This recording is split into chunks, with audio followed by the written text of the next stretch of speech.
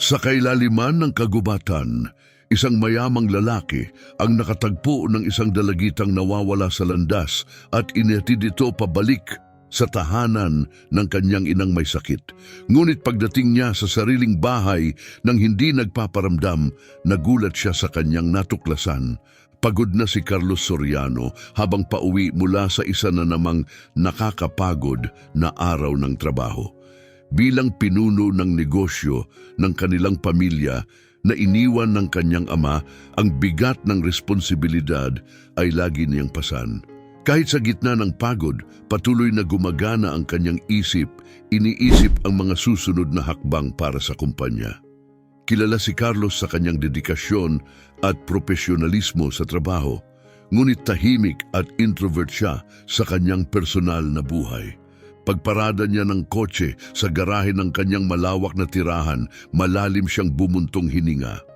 Ang kalungkutan ng malaki at tahimik niyang tahanan ay ramdam na ramdam niya. Ang tanging malapit na relasyon niya ay sa kanyang ina na si Lorena na malubha ang kalagayan dahil sa matinding Alzheimer's. Pumasok siya sa bahay habang unti-unting nagdidilim sa labas. "Rowena, nandito na ako," tawag ni Carlos kahit hindi talaga inaasahan na naroon pa ang kasambahay. Madalas ay nakaalis na ito, ngunit sa araw na iyon naroon pa si Rowena at tila may alalahanin. "Mr. Carlos," bati ni Rowena, halatang nais pag-usapan ang kalagayan ng kanyang ina na si Lorena. Naghanda na si Carlos sa sasabihin nito. Alam niyang hindi madali ang balita. "Kumusta siya ngayon?" tanong niya, pinipigilang ipakita ang lungkot sa boses. "Ganun pa rin po, sir, pero ilang beses po niyang binanggit ang pangalan ninyo kanina. Sa tingin ko makakabuti kung makakasama ninyo siya kahit hindi niya maalala pagkatapos," payo ni Rowena. Tumango si Carlos, nakaramdam ng bahagyang pagsisisi sa kakulangan ng oras para sa kanyang ina. "Pupuntahan ko siya ngayon," sagot niya, at dahan-dahang nagtungo sa kwarto ni Lorena. Pagpasok niya, nakita niya ang kanyang ina na nakaupo sa isang silya. Nakatingin sa bintana, tila malayo ang iniisip. "Ma'am, ako ito, si Carlos," sabi niya ng banayad, pilit tinatago ang lungkot sa kanyang boses. Dahan-dahang lumingon si Lorena, bahagyang naguluhan, ngunit sa sandali tila kumislap ang pagkilala sa kanyang mga mata. "Carlos," mahina niyang binigkas, ang boses ay payat ngunit puno ng pagmamahal. "Oo, ma'am, ako ito. Kumusta ang pakiramdam mo ngayon?" tanong niya. Hawak ang kamay nito. Bagamat maigsi at paputol-putol ang kanilang pag-uusap, ang mga sandaling iyon ay napakahalaga para kay Carlos. Isang masakit na paalala ng mga mas masayang araw. Paglabas niya ng kwarto ng ina, mas lalong naramdaman ni Carlos ang kalungkutan. Ang malaking bahay ay tila naging isang imbakan na lamang ng mga alaala kaysa isang tahanan ng init at pagmamahal. Umupo siya sa sofa sa kanyang kwarto, pinagnilayan ang kanyang buhay. Sa kabila ng tagumpay sa negosyo, ramdam niya ang malalim na kakulangan ng tunay na koneksyon sa kanyang buhay. Tinanong niya ang sarili kung nakatakda bang maging ganito na lamang ang kanyang buhay, puro trabaho at pag-aalaga sa ina, habang hinahanap ang isang bagay na higit pa, ngunit hindi alam kung paano ito matatagpuan. Nang gabing iyon matapos ang isang mag-isang hapunan sa kanyang malawak ngunit tahimik na silid-kainan, nakaramdam si Carlos ng pangangailangang lumayo mula sa nakakapasong katahimikan ng kanyang mansyon.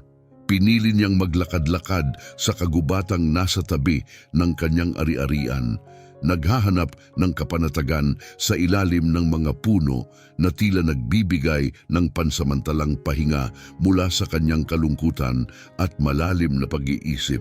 Binalot niya ang sarili sa isang makapal na coat at tumuloy palabas. Agad na naramdaman ang ginhawang dulot ng malamig na hangin at natural na tunog ng paligid, isang ganap na kaibahan sa katahimikan ng kanyang tahanan. Habang naglalakad, nang walang tiyak na direksyon, lumulutang ang kanyang isip sa mga personal niyang alalahanin.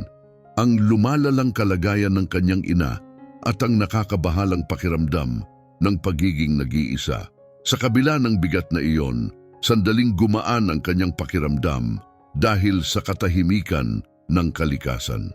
Sa ilalim ng liwanag ng buwan, ang landas ay tila gabay sa kanya habang ang kaluskos ng mga dahon at paminsang huni ng mga hayop sa gabi ay sumasabay sa katahimikan. Pinagnilayan niya ang kasimplehan ng buhay sa kalikasan at kung paano sa kabila ng kanyang tagumpay sa negosyo, labis niyang hinahanap ang tunay na koneksyon at pag-unawa. Bigla siyang naputol sa kanyang pagmumuni-muni nang makarinig siya ng mahina, pigil na pag-iyak. Napahinto siya at nagmasid, sinusundan ang pinagmumula ng tunog. Natagpuan niya ang isang maliit na figura na nagkukubli sa ilalim ng puno, isang batang babae na tahimik na umiiyak sa dilim. Maingat siyang lumapit, sinigurong hindi niya ito masusurpresa o matatakot. "Hello, ayos ka lang ba? Bakit mag-isa ka rito?" Tanong ni Carlos ng dahan-dahan, puno ng malasakit. Lumingon ang bata, namumugto ang mga mata sa takot. "Naligaw po ako," sagot nito ng humihikbi. "Hindi ko na po mahanap ang daan pa uwi." Napuno ng habag si Carlos. "Huwag kang mag-alala, tutulungan kitang makauwi. Anong pangalan mo?" Tanong niya habang yumuko upang magmukhang mas magaan ang dating niya. "Melanie," sagot ng bata habang pinupunasan ng mga luha. Iniabot ni Carlos ang kanyang kamay. "Ako si Carlos. Halika, hanapin natin ang daan pa uwi." Habang naglalakad sila sa landas, si Melanie sa kanyang tabi, naramdaman ni Carlos ang kakaibang damdamin ng layunin. Pansamantala, naibaling nito ang kanyang atensyon mula sa sariling kalungkutan. Habang naglalakad, napansin ni Carlos ang estado ng kasuotan ni Melanie. Bagamat malinis, ito'y simple at medyo luma, isang malinaw na indikasyon ng buhay na malayo sa marangyang mundo ni Carlos. "Melanie, alam mo ba kung saan ka nakatira? Masasabi mo ba kung anong direksyon yon?" Tanong ni Carlos. Inaasahang babanggitin nito ang isang pamilyar na lugar. Ngunit ang sagot ni Melanie ay nagpagulat sa kanya. "Nakatira po ako sa maliit na bahay na gawa sa karton na ako mismo ang nagtayo. Medyo malayo po iyon sa lugar na walang pumipiling tirhan." Paliwanag ng bata, may halong pagmamalaki. Ang kanyang kasiyahan sa kanyang bahay na karton ay nag-iwan kay Carlos ng bigat sa puso. "Paano ka tumira doon ng mag-isa?" Tanong ni Carlos, halatang nag-aalala. "Opo, pero masaya naman po ako. Ako po ang gumawa noon at may bintana pa po." Sagot ni Melanie, masigla ngunit walang kamalay-malay sa panganib. Napalunok si Carlos. Hinangaan ang katatagan ng bata, ngunit nabagabag sa kaisipang babalik ito sa ganoong mapanganib na kalagayan. "Melanie, malamig na ang mga gabi at hating gabi na rin. Paano kung sa bahay ko ka muna magpalipas ng gabi? Bukas, pupuntahan natin ang bahay mo at aalamin kung paano kita matutulungan." Alok ni Carlos, sinisikap gawing magaan at magiliw ang kanyang panukala. Tila nag-alinlangan si Melanie, ngunit nakita ni Carlos ang bakas ng pag-asa sa kanyang mukha. "Sigurado po ba kayo? Ayoko pong maging abala," sagot nito ng mahina. Ngumiti si Carlos, mainit at nakakaaliw. "Siyempre, Melanie, gawin natin itong isang pakikipagsapalaran." Pagdating nila sa mansyon, si Melanie ay namangha. Namulat ang kanyang mga mata at napangiti ng malawak habang sinasabi, "Wow, parang kastilyo po ito sa mga fairy tale." Napangiti rin si Carlos, nabalot ng kakaibang saya sa reaksyon ng bata. Ang ganitong mga sandali ng dalisay na tuwa ay bihira sa kanyang buhay at nagdala ng hindi inaasahang kaligayahan. Pagpasok nila sa maluwang na pintuan ng mansyon, hinarap ni Carlos si Rowena, ang kasambahay, umaasa ng tulong para sa hindi inaasahang bisita. Si Rowena, tulad ng dati ay mukhang propesyonal ngunit halatang nagulat at may halong pag-aalala sa presensya ni Melanie. Mr. Carlos, ano po ito? Sino po itong batang kasama ninyo? Tanong nito, halatang nagtataka. Ipinaliwanag ni Carlos ang nangyari, umaasang makakakuha ng suporta mula kay Rowena, ngunit ang reaksyon nito ay hindi tulad ng inaasahan. Delikado pong magdala ng estranghero sa bahay, lalo na't bata.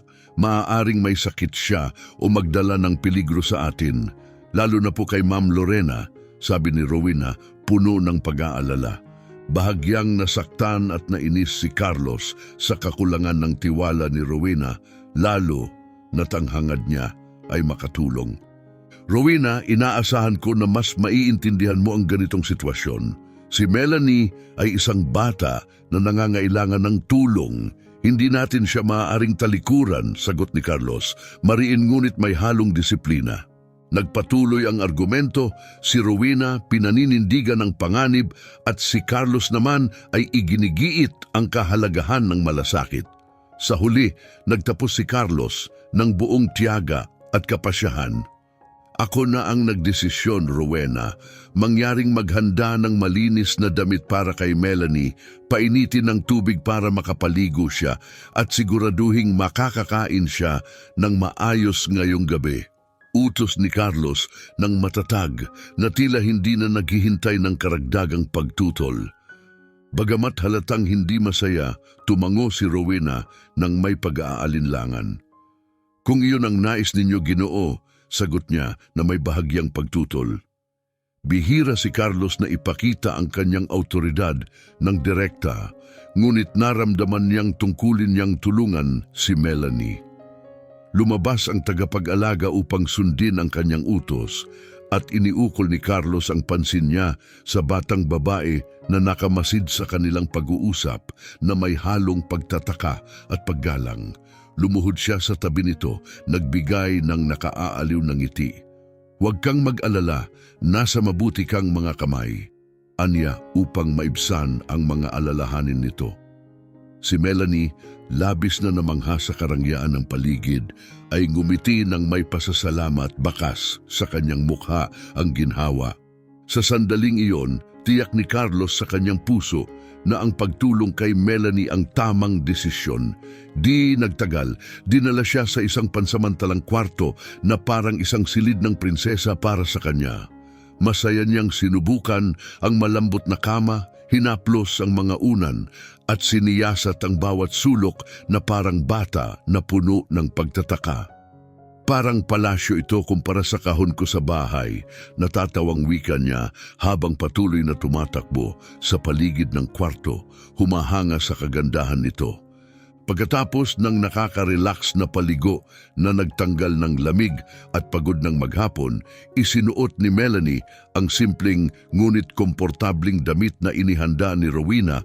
Pakiramdam niya'y parang dadalo siya sa isang ingranding piging.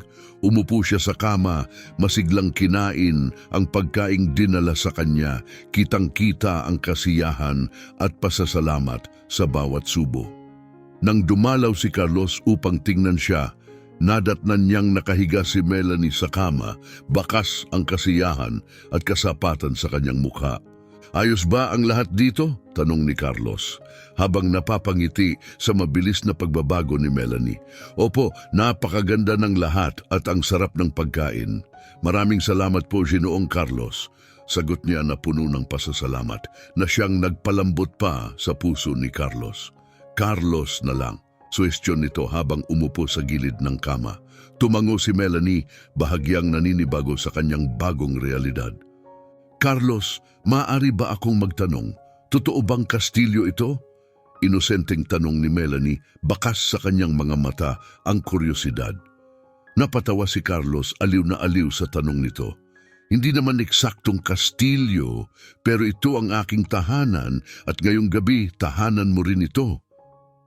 Naramdaman ni Carlos ang kakaibang kasiyahan na maibahagi ang kanyang malawak ngunit madalas na malungkot na tahanan. Paano kung magkwento ako bago ka matulog? Alok niya upang gawing mas espesyal ang gabi nito. Sumilay ang tuwa sa mukha ni Melanie. "Opo, pakiusap!" sigaw niya habang nagtatakip ng kumot. Kumuha si Carlos ng libro sa estante at nagsimulang magbasa sa isang banayad at nakakaaliw na tinig. Habang nagbabasa siya, napuno ng mainit na pakiramdam ang kwarto. Tahimik na nakikinig si Melanie hanggang sa unti-unting bumagsak ang kanyang mga talukap at siya'y nakatulog na may ngiti sa kanyang mukha. Kinabukasan, mahinang ginising si Melanie ng sinag ng araw. Ang kanyang katahimikan ay biglang naputol ng mabilis na ibinuka ni Rowena ang mga kurtina at sinabing oras na upang bumangon. "Bangon na! Oras na para mag-almusal!" Madiing sabi ni Rowena na hindi nagbibigay ng puwang para sa pagtutol. Habang inaantok pa, dahan-dahang iminulat ni Melanie ang mga mata at pabulong na nagtanong, "Umalis na ba siya papuntang trabaho?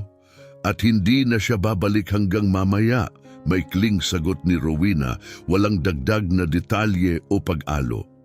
Nalungkot si Melanie sa ideya na hindi makita si Carlos at makasalo sa almusal na parang isang bagong pamilya. Ngunit alam niyang walang saysay ang pagtutol kay Rowena kaya't unti-unti siyang bumangon mula sa kama, handang simulan ang araw sa kabila ng kanyang pagkabahala. Umakyat si Melanie mula sa kama, puno pa rin ang kanyang isipan ng kabutihang ipinakita ni Carlos. Pabugso-bugso niyang nilinis ang kanyang ngipin at nagbihis, hindi sanay sa karangyaan at pormalidad ng mansyon. Si Rowena, ang tagapag-alaga ng bahay, ay nakatayo sa gilid ng may hindi maikubling pagkabagot, handa nang ihatid siya sa almusal, isang ritual na bago para kay Melanie. Habang nakaupo sa hapagkainan, namangha si Melanie sa napakarami at iba't ibang pagkain. Lubos na kakaiba sa kanyang karaniwang simpleng pagkain. Ngunit ang malamig na pakikitungo ni Rowena ay bahagyang nagpatamlay sa kanyang kasiyahan. Sa kanyang karaniwang mahigpit na tono, iniutos ni Rowena, "Dapat kang manatili sa iyong kwarto sa lahat ng oras. Wala akong oras para habulin ang mga bata." Diin niya, binibigyang diin ang kahalagahan ng pagsunod. Tumango si Melanie na parang sumasang-ayon, ngunit sa loob-loob niya, nagplano na siyang maglibot sa mansyon. Ang kanyang pagiging mausisa at likas na pagiging mapangahas ay hindi basta-basta magagapi ng mga patakaran ni Rowena.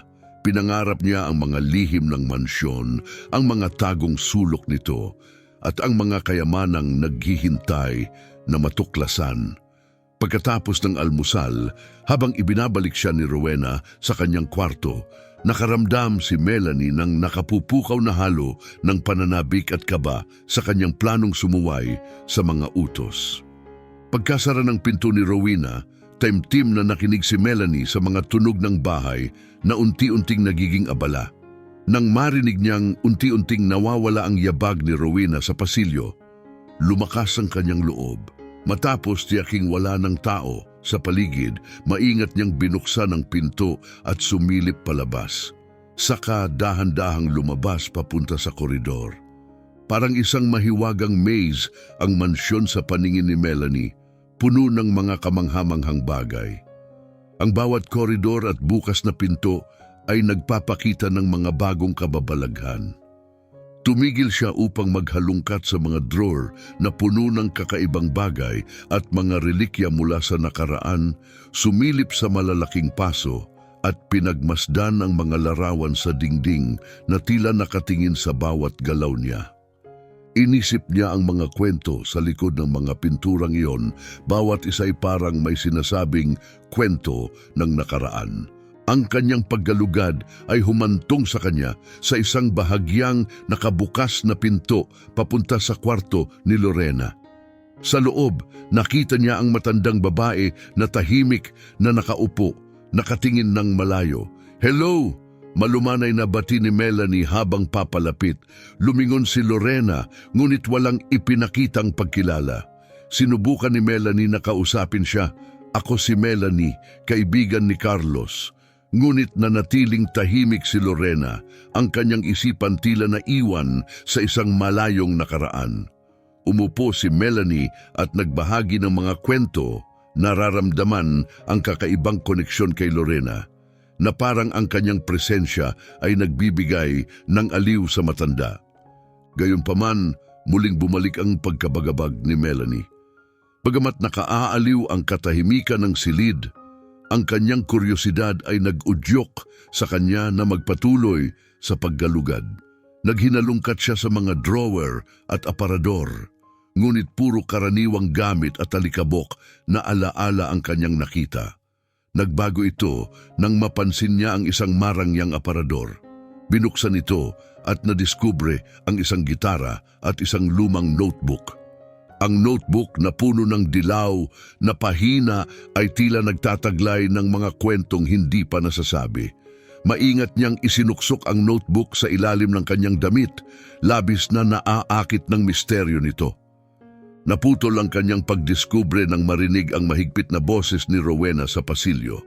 Bumilis ang tibok ng kanyang puso habang mabilis na itinago ang notebook. Sakto sa pagpasok ni Rowena na galit na sinabi, "Melanie, anong ginagawa mo rito? Sinabihan kitang manatili sa iyong kwarto." Ang autoridad sa boses ni Rowena ay nagpadama ng takot at pagsisisi kay Melanie. Mahigpit siyang ibinalik ni Rowena sa kanyang kwarto, sabay paalala, hindi ligtas at hindi mo dapat hinahawakan ang mga bagay na hindi iyo. Bagamat natapos na ang kanyang pakikipagsapalaran sa sandaling iyon, ang lihim ng notebook na nakatago sa ilalim ng kanyang damit ay nanatiling isang misteryo na determinadong tuklasin ni Melanie.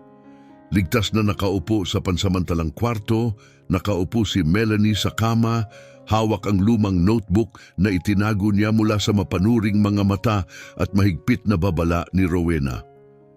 Ang kanyang puso ay nananatiling mabilis ang tibok mula sa kilig ng kanyang kamakailang paglalakbay at natuklasan. Dahan-dahan niyang binuksan ang notebook at ang mga pahina nito ay tila bumubulong ng mga lihim ng nakaraan. Habang binabasa niya ito, natangay siya sa isang mundo ng mga alaala, isang laban sa hindi maiiwasang paglimot. Napagtanto ni Melanie na ang notebook ay isang sisidlan ng mga alaala ni Lorena, isang marubdob na pagsisikap na panatilihin ang mga piraso ng buhay na unti-unting binubura ng Alzheimer's na inilarawan ni Lorena na may lungkot at desperasyon. Habang binubuklat ang mga pahina, natuklasan ni Melanie ang isa pang aspeto ng pagkatao ni Lorena, ang kanyang pagmamahal sa musika. Sa gitna ng mga personal na alaala at pagninilay, naroon ang mga liriko at melodiya, mga esketsa mula sa isang kaluluwang pilit na inihahayag ang sarili sa pamamagitan ng musika. Hindi lamang ina o biktima ng isang malupit na sakit si Lorena.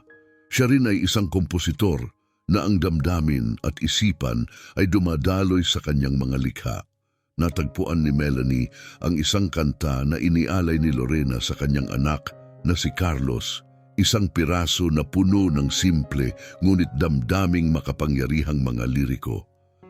Sa iyong mga mata, natagpuan ko ang liwanag, parang bituin na nagniningning sa dilim ng gabi. Ang iyong ngiti, ang aking kapayapaan, ang regalong handog ng buhay sa akin. Lumaki ka na, aking mahal, ngunit sa puso ko, ikaw ay mananatili. Sa pagmamahal, yakap kita, at buong tapang kong inaalay ang aking pag-ibig. Aking munting ibon, lumipad ka, abutin mo ang buhay at harapin ito. Kahit malayo, ikaw ay aking hawak at sa mga notang ito, ako'y nariyan. Ang mga salita ay tumagos ng malalim kay Melanie. Nang isara niya ang notebook, napuno siya ng damdamin, nadama ang koneksyon sa pagitan ng walang hanggang pagmamahal ng isang ina at ang kanyang artistikong pamana. Hindi lamang ito isang pagkilala mula sa isang ina patungo sa kanyang anak. Ito rin ay isang bintana sa kung sino si Lorena, isang mahilig sa sining at sa kanyang anak. Ngayon, ang mga katangiang ito ay nagiging mga alaala na unti-unting nawawala. Sa sandaling iyon, nakaramdam si Melanie ng matinding pagnanais na kumilos. na magamit ang natuklasang ito upang gumawa ng pagbabago, bagamat hindi pa niya alam kung paano. Pagsapit ng gabi, dumating si Carlos mula sa trabaho. Masaya siya nang makita muli si Melanie at iminungkahi ang isang paglalakad sa kagubatan, hinahanap ang katahimikan na naranasan nila noong nakaraang gabi. Para kay Melanie, ang paglalakad na iyon ay naging perpektong pagkakataon upang talakayin ang natuklasang hindi maalis sa kanyang isipan. Habang naglalakad sila sa ilalim ng mga puno ng kagubatan, maingat niyang binuksan ang usapan. "Carlos, kompositor si Ginong Gresa Lorena, hindi ba?" Tanong niya. Malumanay ang tono. Ang kanyang kinakabahang mga kamay ay magkasamang nakatiklop, nagpapahiwatig ng kanyang pag-aalangan sa magiging tugon nito. Lumingon si Carlos sa kanya na may bahagyang gulat. Huminto siya. Iniisip kung paano nalaman ni Melanie ang gayong detalye. Oo, isang kamangha-manghang kompositor siya. Lumilikha siya ng napakagandang musika, pero paano mo nalaman iyon? Tanong niya halatang interesado. Bahagyang nag-aalangan, nagdahilan si Melanie. Napansin ko lang ang gitara sa kanyang kwarto noong naligaw ako sa mansyon. Hindi ko sinasadya, pangako. Mabilis niyang idinagdag. Ang paliwanag ay medyo magulo kaysa sa nais niya. Mahilig din kasi ako sa musika, sabi niya, umaasang maibaling ang atensyon. Lumambot ang ekspresyon ni Carlos. Bumalik ang kalma sa kanyang tindig. Ngumiti siya, natutuwa sa banggit ng musika. Sobrang mahal niya ang pagtugtog at paglikha. Iyon ang paraan niya upang ipahayag ang lahat. Pag-ibig, tuwa, kalungkutan, lahat ng iyon. May kanta pa siyang ginawa para sa akin noong bata ako. Ganito ang tono. Sa simula'y may pag-aalangan, pero unti-unting lumakas ang kanyang boses habang humuhuni ng isang melodiya, isang maamong himig na sumasalamin sa walang hanggang pag-ibig, pag-asa at protektibong yakap ng isang ina. Habang kumakanta siya, tila dinadala ng hangin ang bigat ng nostalhiya, sumasalamin sa simpleng nakaraan na puno ng pagmamahal at pagpapahalaga. Si Melanie ay tahimik na ninanamnam ang musika. Ang kagandahan nito'y tila pinainit ang kanyang kaluluwa. Pakiramdam niya'y parang naaabot niya ang isang bahagi ng esensya ni Lorena na ngayoy ibinabahagi sa kanya. Ang koneksyong ito ang nagudyok kay Melanie na magbahagi ng isang bagay na personal. Alam mo ba na tumutugtog din ako ng gitara? Palaging malalim ang koneksyon ko sa musika, wika niya, ang kanyang mga matay kumikislap sa pagmamalaki. Tumingin si Carlos sa kanya nang may mas malaking paghanga, tila na sorpresa at humanga. Ang bata mo pa para tumugtog ng instrumento. Napakatalino mo siguro para matutunan ito ng mabilis. Ngumiti si Melanie, ngunit may bahid ng lungkot ang kanyang ekspresyon. Ang aking ama ang nagturo sa akin. Tinuruan niya akong magbasa, tumugtog at maging matatag, sabi niya. Ang kanyang tinig ay puno ng pasasalamat at kalungkutan. Nararamdaman ni Carlos ang malalim na epekto ng alaala ng kanyang ama. Puno ng pagmamahal at dalamhati. Naantig, nagtanong siya ng may pag-iingat.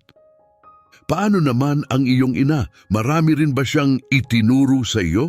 Ibinaling ni Melanie ang kanyang tingin, tila nag-iipon ng lakas bago sumagot. Sinabi ng aking ama na pumunta siya sa langit pagkatapos akong isilang. Kailangan siya ng mga anghel sa mga dahilan na di ko alam at hindi na siya bumalik, kwento niya. Inuulit ang nakaaaliw na mga salitang ginamit ng kanyang ama. Nang lumala ang sakit sa puso ng aking ama, kinailangan niya ring umalis, iniwan niya ako. Pinangalagaan ako ng mga kapitbahay ng sandali, ngunit alam kong kailangan kong tumayo sa sariling paa. Ayokong maging pabigat. Naantig si Carlos sa kanyang kwento na naglalarawan ng isang pagkabata na di dapat naranasan ng sinuman. Ngunit kitang-kita niya ang katatagan at pag-asa sa dalaga. Melanie, tunay na kahanga-hanga ang iyong katatagan. Labis akong nalulungkot sa iyong mga pinagdaanan, ngunit hindi ka na nag-iisa ngayon, sabi ni Carlos na may kasamang alok ng suporta at pangako ng isang bagong pamilya. Ang kanilang pag-uusap bagamat emosyonal at puno ng mabibigat na revelasyon ay nagpalapit sa kanilang dalawa. Sa unang pagkakataon sa mahabang panahon, naramdaman ni Melanie na tunay siyang tinatanggap at ligtas. Salamat sa suporta ni Carlos na nagbigay sa kanya ng pag-asang magsimula muli. Matapos ang isang maaliwalas na paglalakad sa gubat na nakatulong sa kanilang pagproseso ng nararamdaman at pagpapalalim ng koneksyon, inihatid ni Carlos si Melanie pabalik sa mansyon. Habang inihahanda niya ito para matulog, tinitiyak na komportable siya. Naramdaman ni Carlos ang isang matinding hangaring protektahan siya. Habang papalabas sa silid ni Melanie, naging buo ang kanyang loob. Sa pagtagpo kay Rowena sa pasilyo, hindi na niya napigilan ang kanyang pasya. Rowena, napagdesisyonan kong ampunin si Melanie, pahayag niya ng buong determinasyon. Nagulat si Rowena, ngunit sinamahan ng pag-aalinlangan ng kanyang sagot. Ampunin siya? Sigurado ka ba, Carlos? Malaking responsibilidad yan at napakarami mo nang ginagawa. Wika niya, halatang nag-aalala sa kapasidad ni Carlos na tugunan ng bagong hamon. Ngunit hindi natinag si Carlos at iginiit ang kanyang pasya. Hindi pa ako naging ganito kasigurado. Punan ni Melanie ang isang puwang sa buhay ko. Kaya kong ibigay sa kanya ang isang pamilya at tahanan at marami rin siyang kayang ibigay kapalit, sagot niya ng may kumpiyansa. Pinagmasdan siya ni Rowena, hinahanap ang anumang bahid ng pag-aalinlangan, ngunit wala siyang nakita. Sa halip, nakita niya ang isang lalaking malalim na nabago ng presensya ng isang bata, handang baguhin ang landas ng kanyang buhay para rito. Carlos, pag-isipan mo ito ng mabuti, hindi biro ang ampunin ng isang bata. Kailangan mong maging handa sa mga kaligayahan at hamon nito. Paalala ni Rowena, malinaw ang kanyang pag-aalala. Tinanggap ni Carlos ang kanyang mga alalahanin ngunit nanatiling matatag. Nauunawaan ko ang mga hamon, ngunit handa ako. Karapat-dapat si Melanie sa mas magandang buhay at gusto kong tulungan siyang makamtan iyon, deklarasyon niya ng buong paninindigan.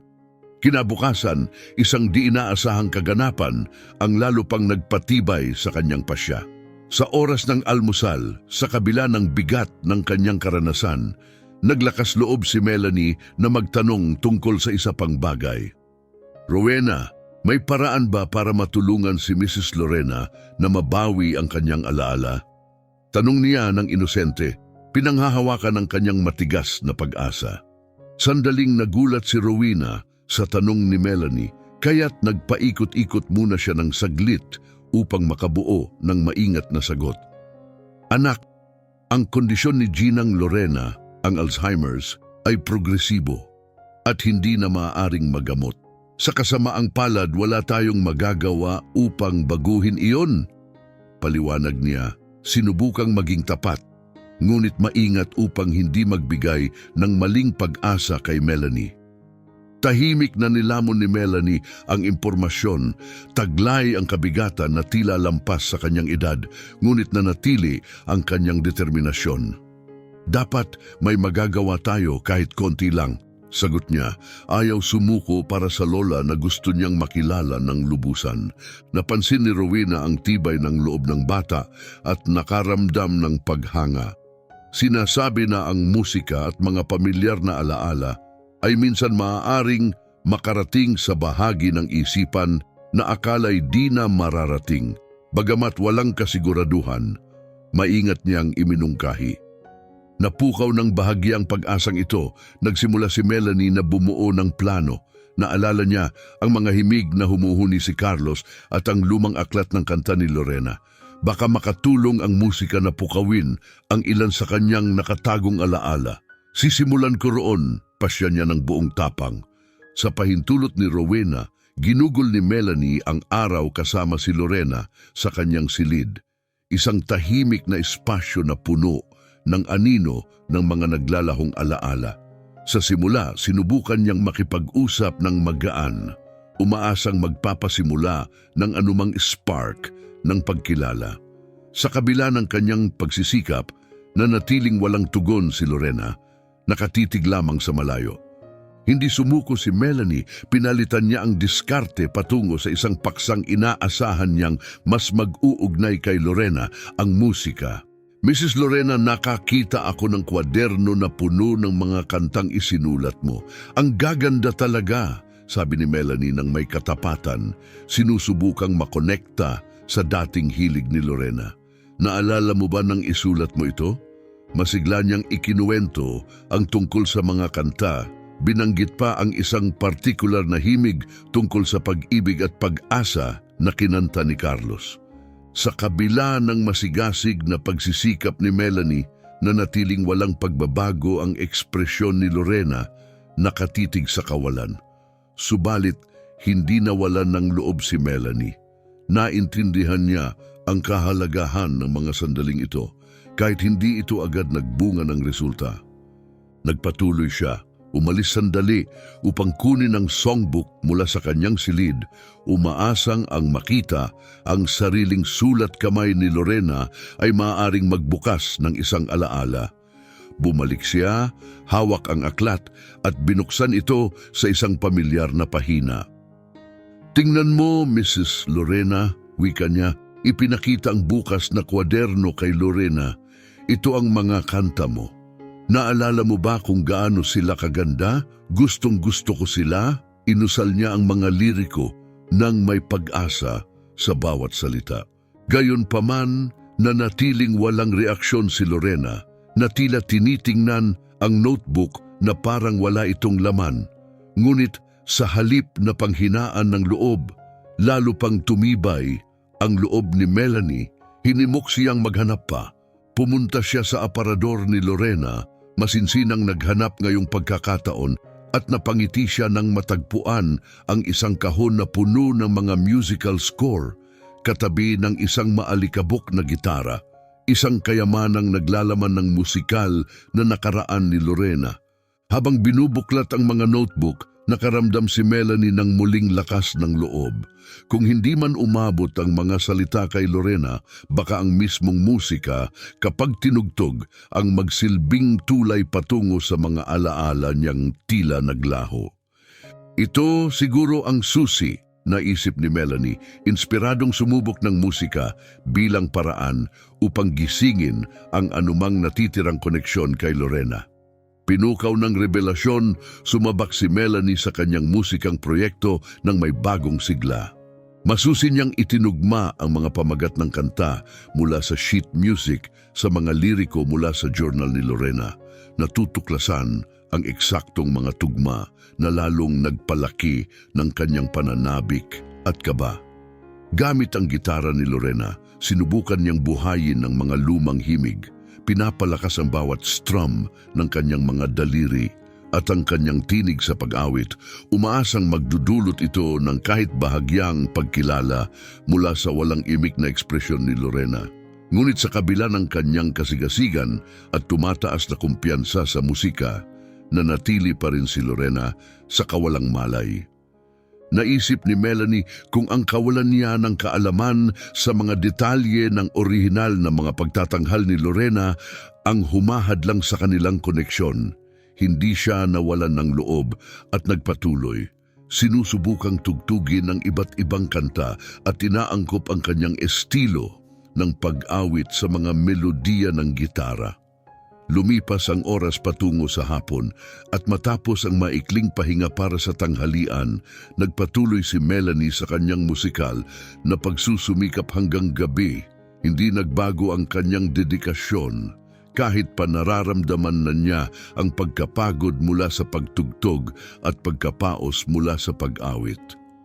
Bawat nota at chord ay isang taos-pusong panawagan kay Lorena, isang pakiusap na sana'y bumalik kahit saglit sa realidad na minsang binuo ng musika para sa kanya. Pagsapit ng gabi, kinailangan ng magpahinga ni Melanie.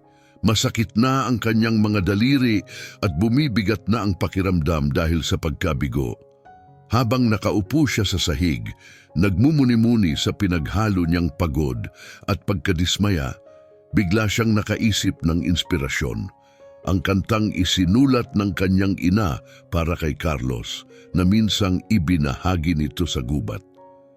Ang kantang ito, puno ng personal na kahulugan at pamilyar na ritmo, ay muling nagbigay sa kanya ng pag-asa.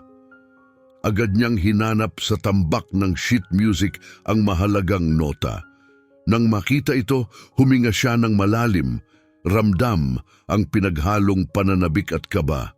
Nagsimula siyang tumugtog at sa pagkakataong ito, dumaloy ang melodiya ng walang kahirap-hirap. Bawat nota'y umaalingaw-ngaw sa silid na puno ng damdamin. Habang inaawit niya ang pamilyar na berso, isang makikitang pagbabago ang nangyari kay Lorena. Ang malayong tingin sa kanyang mga mata ay unti-unting nawala at sa maikling sandali, tila nabasag ang tabing ng kalituhan.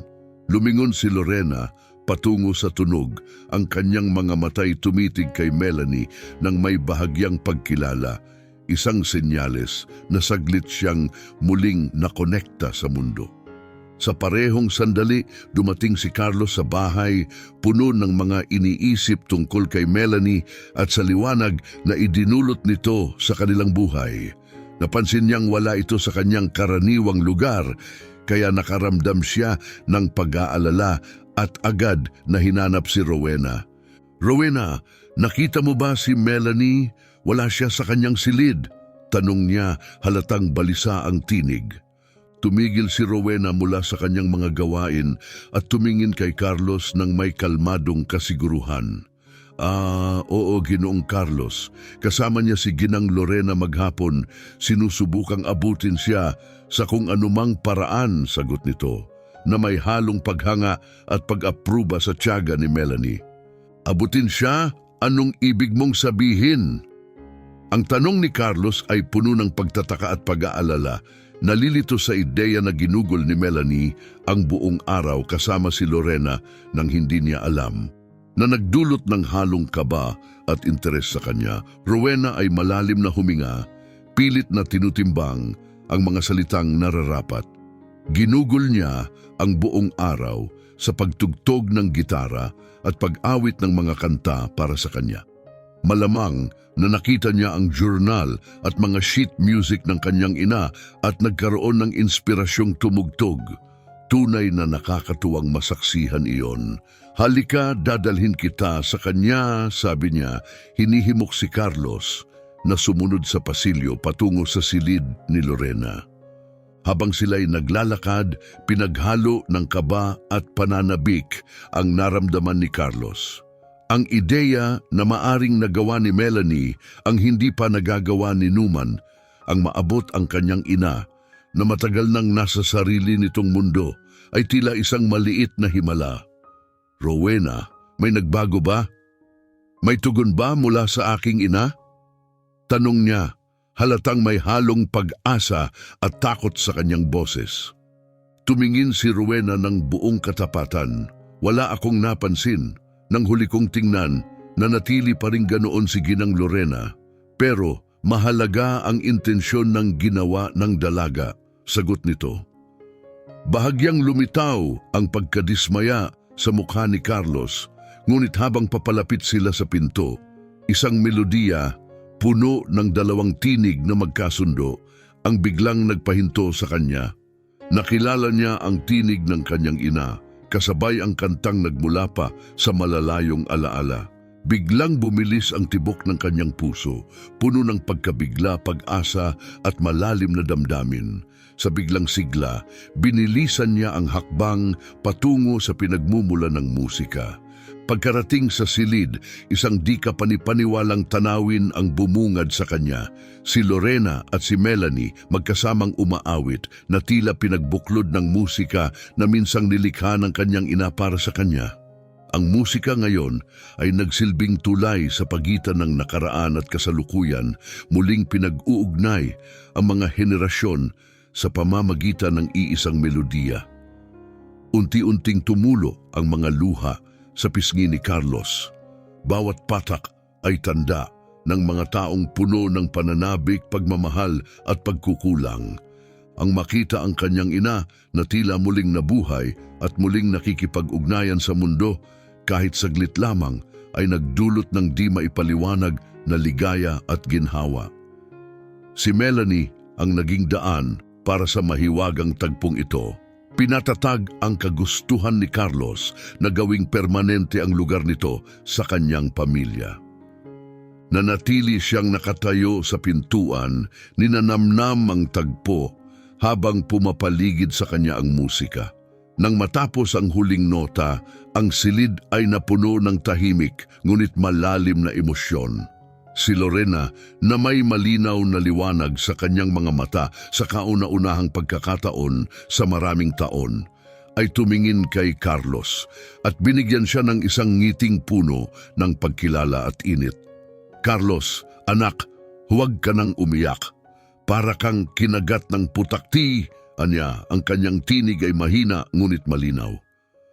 Ang mga di inaasahang salita ng kanyang ina ay lalo pang nagpatindi sa mga luha ni Carlos, ngunit sa likod ng mga iyon ay ang ngiting nagtatago ng mga taong puno ng hinanakit at pagmamahal.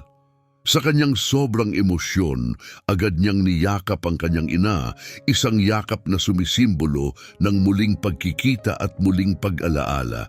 Si Melanie na nakamasid sa lalim ng damdamin ni Carlos ay naluha rin, labis na nadama ang intensyon ng tagpo. Si Rowena na pilit tinatago ang sariling damdamin ay ramdam ang bigat ng sitwasyon. Ang maikling sandaling yon ng kaliwanagan ay isang mahalagang regalo para kay Carlos, isang sinag ng pag-asa sa kabila ng anino ng kondisyon ng kanyang ina. Gayunpaman, tulad ng lahat ng mahalagang sandali, ito'y naglaho rin. Pinanood ni Carlos nang may halo-halong damdamin ang muling paglabo ng kaliwanagan sa mga mata ng kanyang ina na bumalik sa malayong katahimikan na matagal nang naglilimita sa kanya. Bago umalis, malumanay niyang hinalikan ang noo ng kanyang ina, isang paalam na puno ng kasiyahan para sa kanilang naibahaging koneksyon at lungkot para sa panandaliang tagpo. Bumaling siya kay Melanie na nakamasid sa lahat ng iyon nang may damdaming tagumpay. Iniabot niya ang kanyang kamay, ang kanyang tinig ay puno ng emosyon. Maglakad tayo sa gubat, Melanie. Kailangan natin ng sariwang hangin. Ang dalaga, pinapahid ang luha, ay sumang-ayon at magkasabay silang naglakad sa ilalim ng mga punong nagbibigay lilim. Ang katahimikan ay nagbigay daan para maisip nila ang emosyonal na mga pangyayari sa araw na iyon. Subalit puno ng pasasalamat, sinira ni Carlos ang katahimikan. Ang ginawa mo ngayong araw ay kahanga-hanga, Melanie. Hindi ko alam kung paano kita mapapasalamatan sa pagbibigay sa akin ng sandaling iyon kasama ang aking ina. Hinawakan ni Melanie nang mahigpit ang kanyang kamay at nagbigay ng mahinhing ngiti. Gusto ko lang tumulong, wika niya ng simple, at makita kayong magkasama, iyon ay kahanga-hanga. Masaya ako na napasaya kita. Ngumiti si Carlos bilang tugon. Ang epekto ng sandali kasama ang kanyang ina ay nananatili sa kanyang puso. Pinagtitibay ang kanyang desisyon para sa isang bagay na magbabago sa kanilang mga buhay. Sa pagbabasag ng tahimik na katahimikan, nagsimula siyang magsalita na agad na nakakuha ng pansin ni Melanie sa kanyang mapagmahal at seryosong tono. Marami akong iniisip tungkol sa atin, kung paano ka dumating sa buhay ko nang di inaasahan at nagkaroon ako ng ideyang gusto kong malaman kung magugustuhan mo. Tumingala si Melanie sa kanya, puno ng pagkamausisa at bahagyang kaba. Ang kanyang mukha ay isang salamin ng pananabik at kaunting pag-aalinlangan. Anong ideya iyon? Tanong niya, sabik na naghihintay sa kanyang sagot. Carlos tumigil, hinarap si Melanie ng buong seryosong pagmamahal at tinanong, "Melanie, ano ang mararamdaman mo kung magiging opisyal kang anak ko sa pamamagitan ng pag-aampon?" Ang kanyang tinig ay matatag, puno ng init at sinseridad. Ang reaksyon ni Melanie ay mabilis at malalim. Ang kanyang mga matay lumaki sa pagkagulat bago pinalitan ito ng nagliliwanag na kagalakan. "Gusto mo talagang maging bago kong ama?" tanong niya. Punong-puno ng tuwa, ang ngiti mabilis na bumalot sa kanyang mukha. "Oo, talagang gusto ko," sagot ni Carlos. Ang ngiti nito'y sumasalamin sa saya ng dalaga. "Parte ka na ng pamilya ko sa puso ko, ngunit gusto kong gawing opisyal ito para makita ng lahat." Sa gitna ng labis na galak, tumalon si Melanie sa mga bisig ni Carlos at mahigpit siyang niyakap. "Gustong-gusto ko iyon, Carlos. Maging prinsesa at manirahan sa kastilyo. Ang saya sigurong magkaroon ulit ng ama," sabi niya. Ang boses ay nanginginig sa damdamin, ngunit puno ng tuwa at pananabik para sa kanilang hinaharap na magkasama. Habang nagpatuloy sila sa kanilang paglalakad sa kagubatan, lumalim ang kanilang ugnayan at kapwa nila naramdaman ang magaan na pag-asa na noon ay tila nawala. Para kay Carlos, ang pag-ampon kay Melanie ay tanda ng kanyang pangako sa isang kinabukasang puno ng pagmamahal at posibilidad. Para naman kay Melanie, ito ang simula ng isang bagong yugto sa isang tunay na tahanan kasama ang pamilyang matagal na niyang pinapangarap mula nang mawala ang kanyang sariling pamilya. Pinagbuklod ng musika, tadhana at ngayon ang pangakong pag-aampon, bumalik sila sa mansyon, handa na para sa panibagong simula. Ang hakbang na ito patungo sa pag-aampon ay mabilis na naisakatuparan dahil sa matibay na determinasyon ni Carlos na sumasalamin sa wastong desisyon ng kanilang pagsasama. Nang ito'y naging opisyal, ang presensya ni Melanie ay nagbigay buhay sa mansyon. Dati tahimik at malungkot, ngayon ay puno ng sigla at kasiyahan. Ang kanyang talino at pananabik na matuto ay nagbigay ng malaking tuwa kay Carlos. At kahit si Rowena ay nakahanap ng panibagong layunin sa pagtulong sa edukasyon at mga paggalugad ni Melanie. Ang mga musikal na sandaling ibinabahagi ni Melanie kay Lorena, bagamat panandalian, ay nagdulot ng ginhawa at ligaya sa lahat. Ang mga bihirang sandali ng kaliwanagan ni Lorena ay nakatulong upang maibsan ang pait ng kanyang sakit. Para kay Carlos, ang mga tagpong ito ay mga mahalagang paalala na sa kabila ng distansyang likha ng Alzheimer's, ang pagmamahal ay nananatiling di nasisira. Ang buhay sa mansyon ay hindi na napuno ng kalungkutan, kundi ng mga araw na hitik sa pag-aaral, musika, tawanan at tahimik na pasasalamat. Sina Carlos, Melanie, Rowena at kahit si Lorena sa kanyang mga mas malinaw na sandali ay naging isang pamilya na hindi lang pinagbuklod ng dugo, kundi pati ng puso. Ang kanilang kwento ay patunay sa mga di inaasahang paraan ng pagbuo ng pamilya at sa walang hanggang kapangyarihan ng pagmamahal at katatagan. Ang pag-aampon kay Melanie ay hindi lang nagligtas sa kanya. Ito rin ang nagbigay buhay sa lahat, pinatutunayan na sa kabila ng mga hamon, ang kasiyahan, pagmamahal at pakiramdam ng pagkakabilang ay maaaring umusbong. Sa ngayon ay masiglang tahanang ito, bawat araw ay naging pagdiriwang ng buhay, isang pagpapatunay ng lakas na natatagpuan sa pagmamahal at sa kagandahan ng pagbuo ng pamilya. Kung ang kwentong ito ay nakapagbigay inspirasyon sa iyo, inaanyayahan ka naming i-like ang video na ito at mag-subscribe sa aming channel. Ang iyong suporta ay nag-uudyok sa amin na patuloy na magbahagi ng mga kakaibang kwento ng regular. Sumama ka sa amin upang hindi mo makaligtaan ng susunod na kamangha-manghang kwento na aming matutuklasan. Maraming salamat sa iyong suporta at inaasahan naming makita ka ulit sa susunod.